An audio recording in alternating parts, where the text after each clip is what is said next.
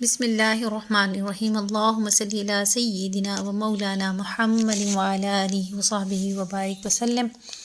اللہ رب العزت کا احسان عظیم، اس کا کرم، اس کا خاص فضل کہ ہم لوگ الحمدللہ اپنے رمضان المبارک کے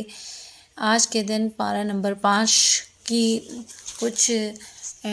خلاصہ اس کا دیکھنے کی طرف بڑھ رہے ہیں۔ آج کی ہماری نشست میں ہم پارہ نمبر 5 کو پڑھیں گے، سیکھیں گے، سمجھیں گے، اس کا جائزہ لیں گے اور پھر اپنی زندگیوں میں اس کے نفاذ کی کوشش بھی کریں گے۔ کچھ پریکٹیکل لائف سے ریلیونٹ چیزوں کو بھی ہم دیکھیں گے اور اسے ہم نے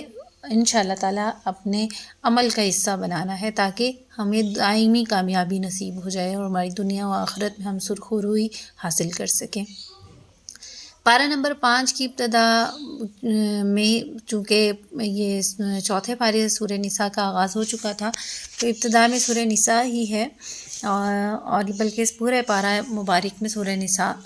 جو ہے وہ اس کا ذکر ہے، سورہ نساء ہی چل رہی ہے۔ اب اس کی ہم اگر دیکھیں پارہ نمبر 5 کے آغاز میں تو سورہ نساء ہے، لیکن اس کا سورت کا رکوع نمبر 5 شروع ہوتا ہے۔ آیت نمبر اس پارے میں درج ذیل باتیں ہیں۔ اب اس میں فرمایا گیا کہ مرد کو عورت کے ساتھ شرعی طریقے سے رشتہ قائم کرنا چاہیے۔ رسول اللہ صلی اللہ علیہ وسلم نے فرمایا، جب کوئی بندہ نکاح کر لیتا ہے تو اپنا آدھا دین مکمل کر لیتا ہے، لہٰذا اسے چاہیے باقی آدھے دین کے بارے میں اللہ سے ڈرتا رہے۔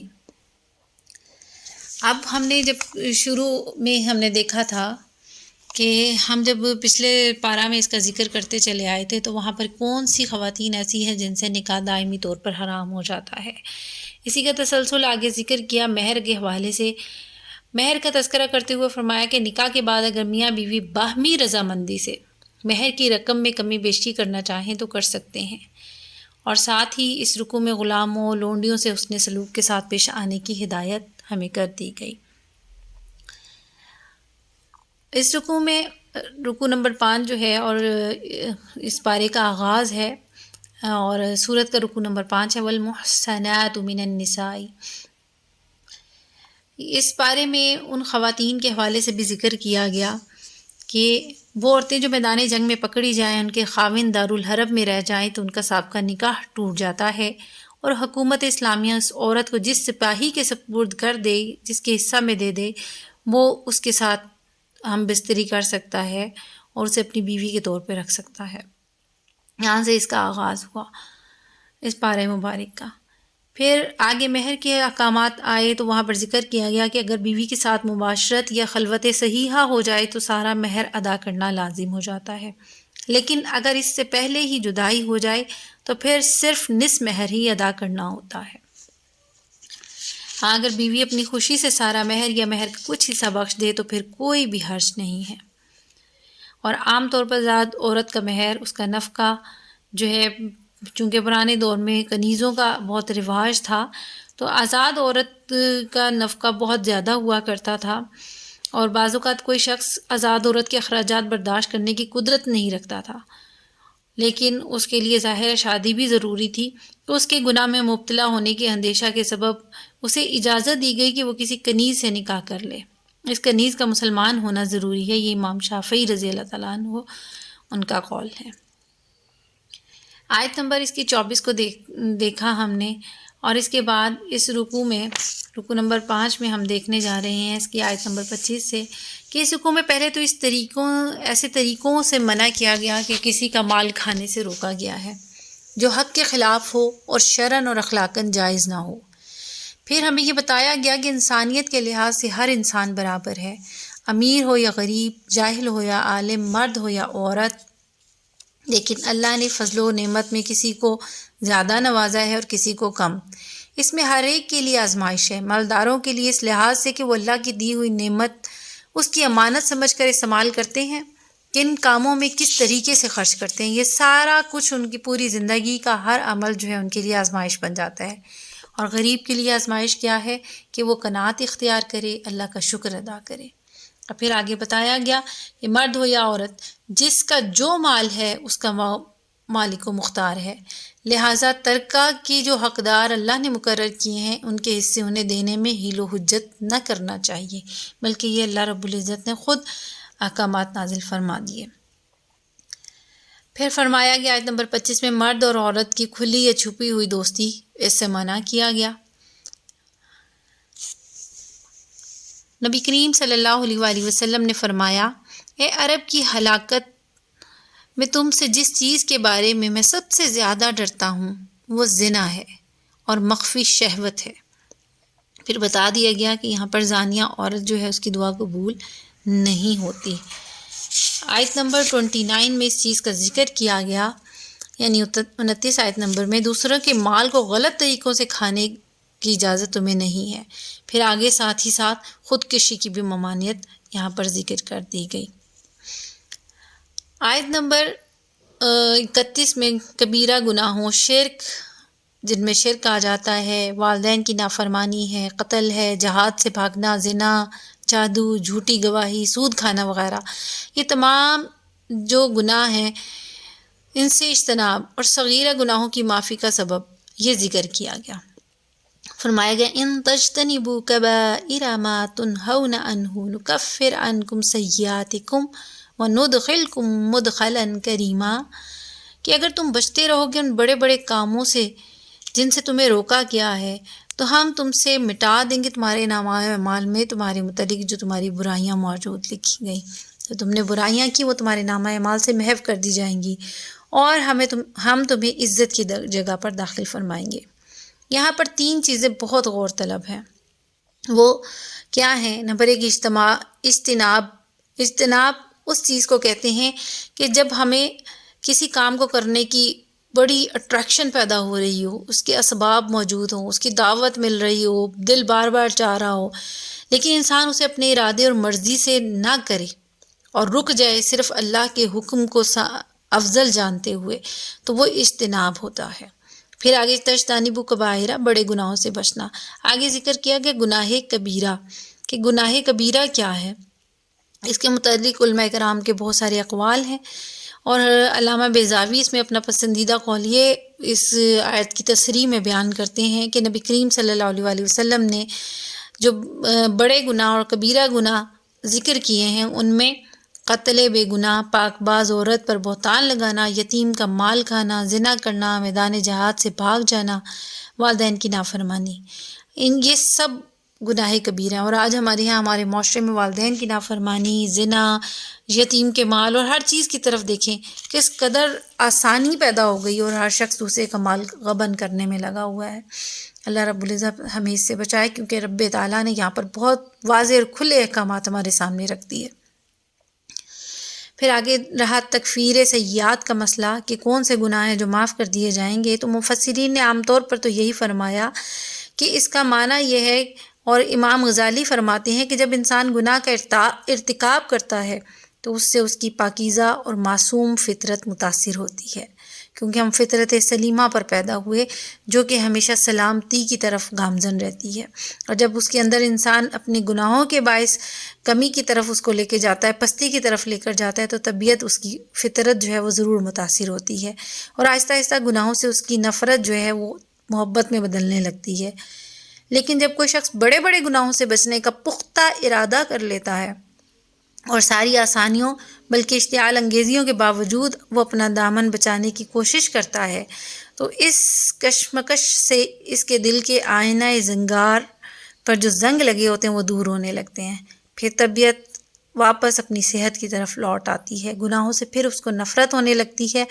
یہ جو کیفیت ہے، اس کیفیت کو تکفیر سیئات کہا جاتا ہے، کہ گناہ ہو گئے لیکن انسان اب گناہوں سے بچنے کی کوشش کر رہا ہے اور برائیاں اسی طرح اس کے دائیں بائیں ہیں، لیکن پھر وہ برائی کو چھوڑتا ہے اور نیکیوں کی طرف بڑھتا ہے، اپنی رغبت کو اس طرف لاتا ہے، اپنی ذہانت، فطانت، اپنی قوت، اپنی ہر پوری کوشش کر کے پھر نیکیوں کی طرف آنے کی طرف بڑھتا ہے، تو اللہ رب العزت ایسے میں اس کے گناہوں کو معاف فرما دیتا ہے۔ اور پھر یہ تکفیر سیئات ہے، اور یہ بہت بڑا درجہ ہے جو انسان کی کوشش ہے تو اللہ کا کرم بھی شامل حال ہو جاتا ہے۔ پھر آگے ہم چلیں کہ آیت نمبر ہم نے 32 میں دیکھا وَاسْأَلُوا اللَّهَ مِنْ فَضْلِهِ، دوسروں کو ملنے والی نعمتوں پر جو ہے حسد یا جلن نہ کیا کرو، بلکہ اللہ رب العزت سے اپنے لیے فضل مانگا کرو۔ جو اللہ نے جس کو عطا کر دیا اس کے عطا کرنے پر، رب کی عطا پر تم کبھی بھی جو ہے اپنے حسد اور جلن کی طرف اپنے دل کو نہ لے کے جاؤ، بلکہ تم اللہ سے مانگتے رہو، اس کا فضل مانگتے رہو۔ بے شک اللہ تعالیٰ ہر چیز کو خوب جانتا بھی ہے اور بہت نوازنے والا بھی ہے۔ حسد کرنے کی عادت کو ترک کر دو، اپنا دامن اللہ کی حضور پھیلا دو، اپنی جود و سخا سے وہ تمہیں سب کچھ عطا فرما دے گا۔ اس کے خزانے جو ہیں ختم نہیں ہوتے، اور کثرت سوال سے وہ اکتاتا نہیں ہے بلکہ خوش ہوتا ہے۔ نبی کریم صلی اللہ علیہ وسلم نے ارشاد فرمایا کہ اللہ سے اس کے فضل و کرم کا سوال کیا کرو، وہ اس کو دوست رکھتا ہے جو اس سے سوال کرتا ہے، اور بہترین عبادت مصیبت کے دور ہونے کے لیے منتظر رہنا ہے، کہ مصیبت ختم ہو جائے، تکلیف ختم ہو جائے تو یہ بھی ایک بہت بڑی عبادت ہے، یعنی اس وقت کو بھی انسان صبر کے ساتھ گزارے۔ تو یہ ہمارے لیے یہاں پر ذکر کیا گیا۔ رکوع نمبر 6 میں الرجال قوامون علی النساء، کہ مرد جو ہیں وہ محافظ و نگران ہیں عورتوں پر، اور اس وجہ سے کہ فضیلت دی ہے یہ اللہ تعالیٰ نے مردوں کو، اور اس وجہ سے کہ مرد خرچ کرتے ہیں اپنے مالوں کو کس پر؟ عورتوں کی ضروریات پر، ان کے آرام کے لیے۔ تو نیک عورتیں اطاعت گزار ہوتی ہیں، حفاظت کرنے والی وہ ہوتی ہیں اپنی مردوں کی غیر حاضری میں اللہ کی حفاظت سے۔ اور وہ عورتیں، اندیشہ ہو تمہیں جن کی نافرمانی کا تو پہلے نرمی سے انہیں سمجھاؤ، پھر الگ کر دو انہیں اپنی خوابگاہوں سے، پھر باز نہ آئے تو انہیں مارو، پھر اگر وہ اطاعت کرنے لگے تو تم مت تلاش کرو ان پر ظلم کرنے کی کوئی راہ۔ بے شک اللہ تعالیٰ بڑا عظمت والا، کبریائی والا، بلند و بالا ہے۔ یہ آیت میں بڑی خوبصورتی سے عورتوں کو اور مردوں کو اپنے اپنے حقوق اور اپنے اپنے فرائض کو پہچاننے کی طرف تلقین کی گئی، نیک صفات عورتوں کا ذکر کیا گیا، اور حضور نبی کریم صلی اللہ علیہ وسلم نے فرمایا بہترین بیوی وہ ہوتی ہے جب تو اسے دیکھے تو مسرور ہو جائے، اسے حکم کرے تو وہ تیری اطاعت کرے، اور اگر تو کہیں باہر جائے تو تیری غیر حاضری میں اپنی عصمت کی حفاظت کرے، تیرے مال کی حفاظت کرے۔ یہ مسلمان عورت کو جن خوبیوں سے آراستہ ہونا چاہیے، جن پاکیزہ صفات سے متصف ہونا چاہیے، بڑے دل نشین کلمات میں اس کا ذکر کیا گیا۔ بیوی کا اس سے بلند معیار تصور ہی نہیں کیا جا سکتا، یعنی یہ دیکھیے کہ اس سے خوبصورت معیار اور کیا ہو سکتا ہے۔ یہ بہت خوبصورت ہے کہ اگر کوئی بیوی ہو تو ان باتوں کا خیال رکھے۔ اسلام ایک بیوی سے کیا توقع کرتا ہے، اور اسی طرح اس کے مقام کو کتنا بلند کر دیتا ہے، اور اس مرد سے بھی زیادہ کوئی خوش نصیب نہیں ہو سکتا جس کی رفیق حیات ان خوبیوں کی مالک ہو۔ آج ہم خواتین کو ان باتوں کا بہت زیادہ احساس کرنا ہے۔ ہم خواتین ہیں، ہمیں اپنی عصمت، اپنی عزت، اپنا احترام اور ادب خود معاشرے سے کروانا ہے۔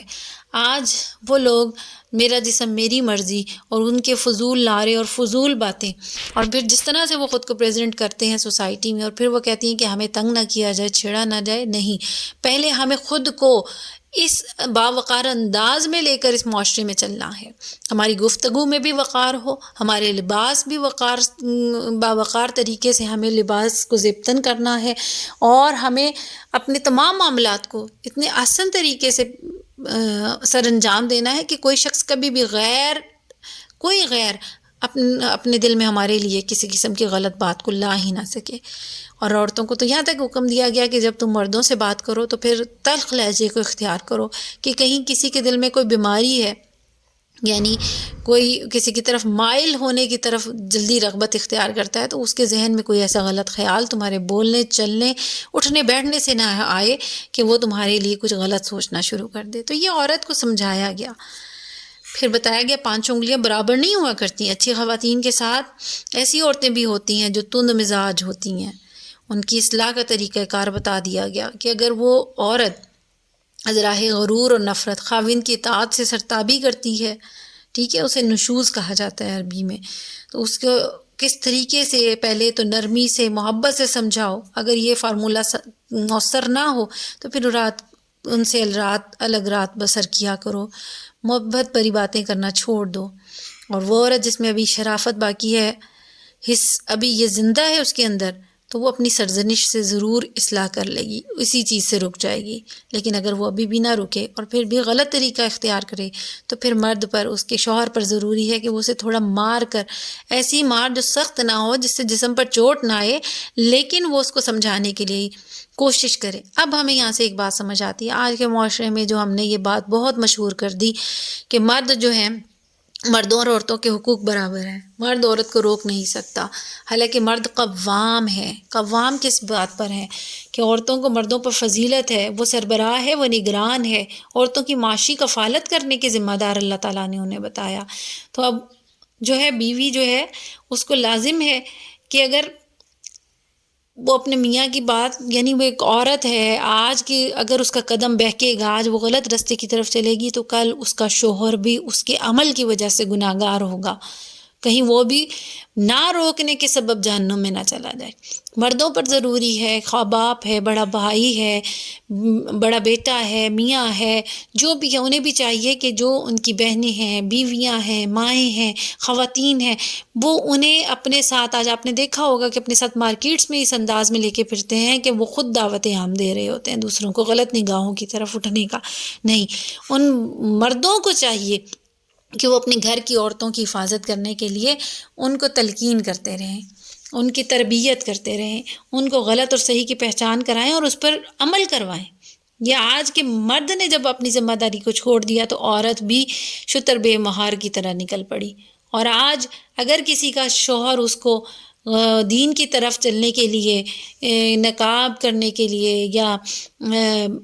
غیر مردوں کے سامنے بلا تکلف جانے سے منع کرتا ہے تو وہیں پر بہت بڑے بڑے جھگڑے گھروں میں پیدا ہو جاتے ہیں۔ یہ مرد کی بھی ذمہ داری ہے کہ وہ اپنی بیوی کو، اپنی بہن کو، اپنی بیٹی کو سمجھائے اور اسلام کے مطابق لے کر چلے، اور عورت کی بھی ذمہ داری ہے کہ وہ اپنے ہسبینڈ کو، اپنے والد کو، اپنے بھائی کو، ان سب کو اپنا قوام سمجھتے ہوئے ان کی نصیحت کو مانے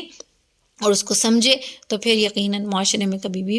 برائی جو ہے وہ آگے نہیں بڑھے گی اور وہیں پر اس کا خاتمہ ہوتا چلا جائے گا۔ جب ہر گھر کے مرد اور ہر گھر کی عورت قرآن کی آیت کو اپنے سامنے رکھتے ہوئے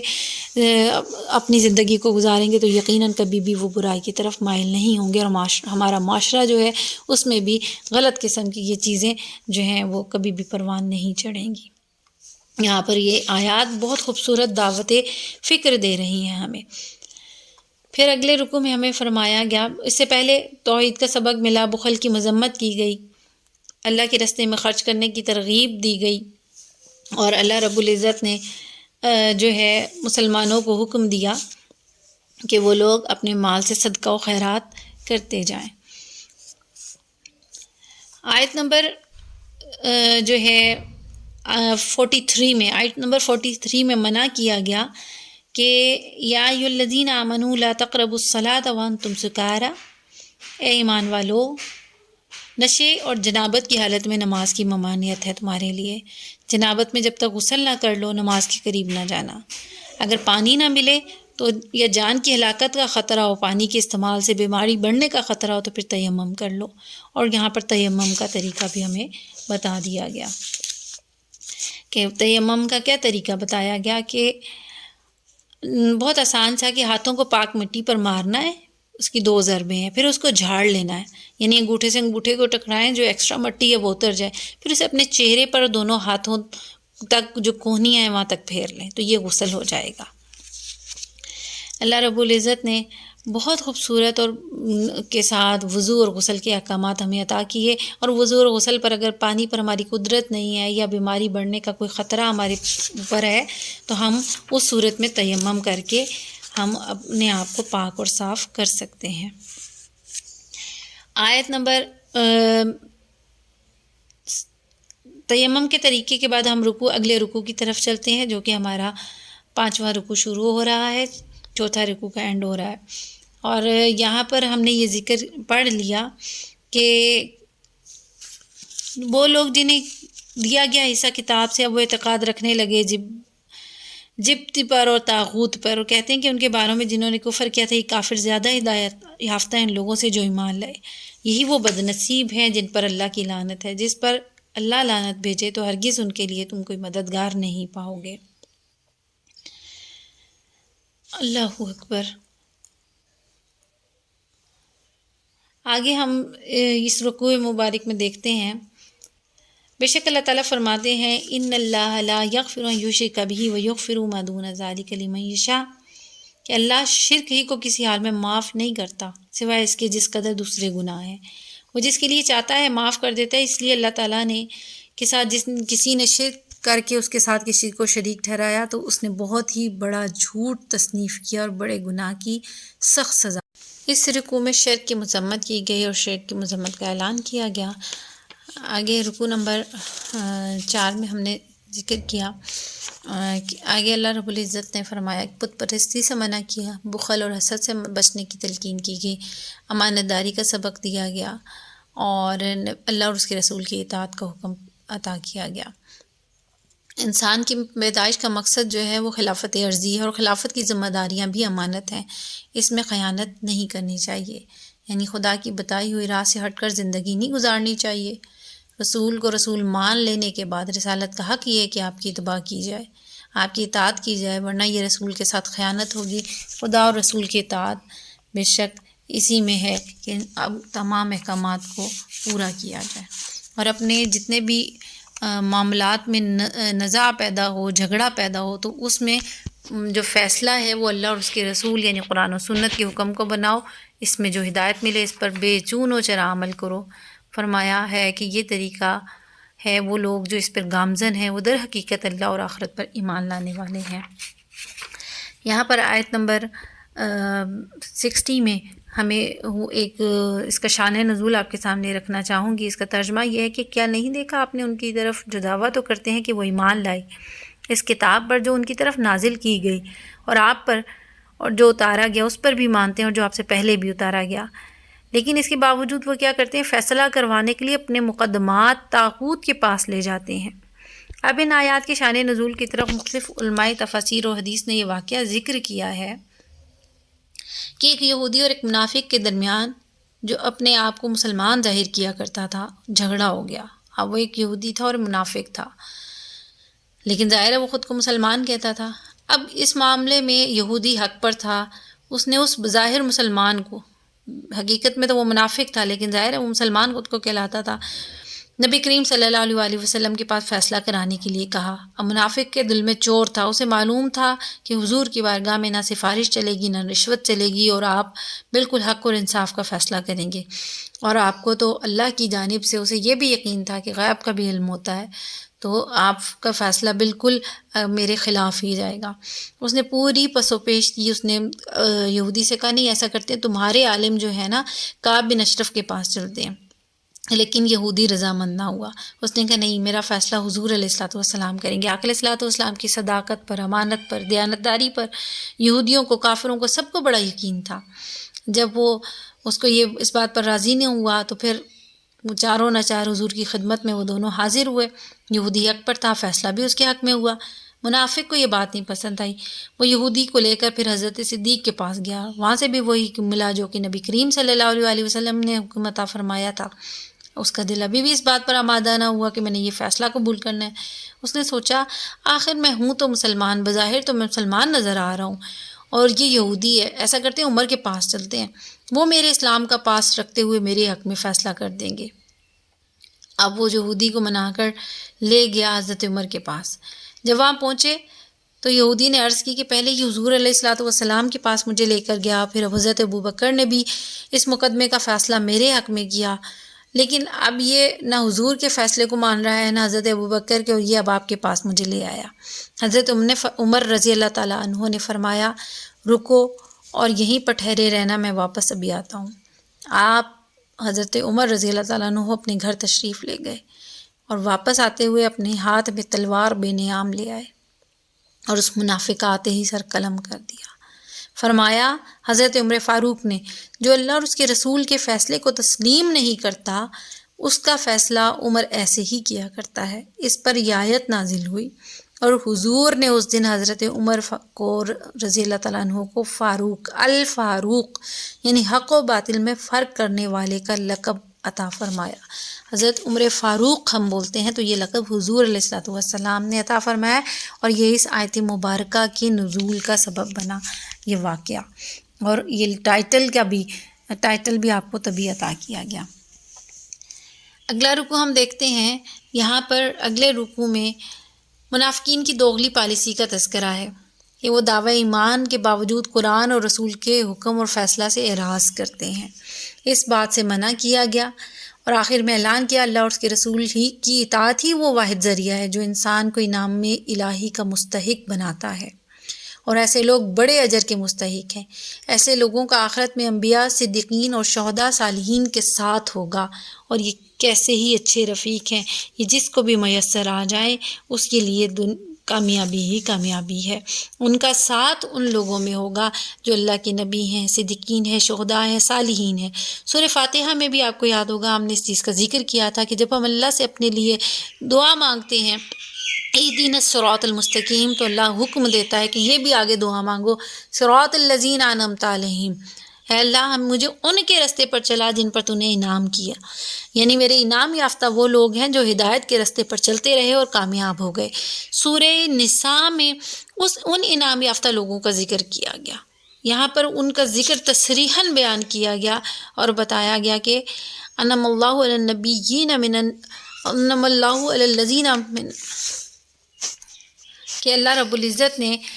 اپنے انبیاء کو، صدیقین کو، شہداء کو اور صالحین کو جو ہے اپنا انعام یافتہ بندہ بنایا ہے،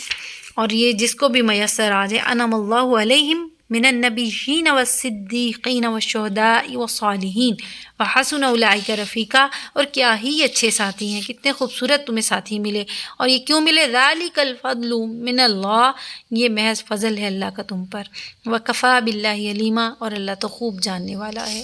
تو یہاں پر ہمارے لیے کتنی خوبصورت سی یہ بات ہے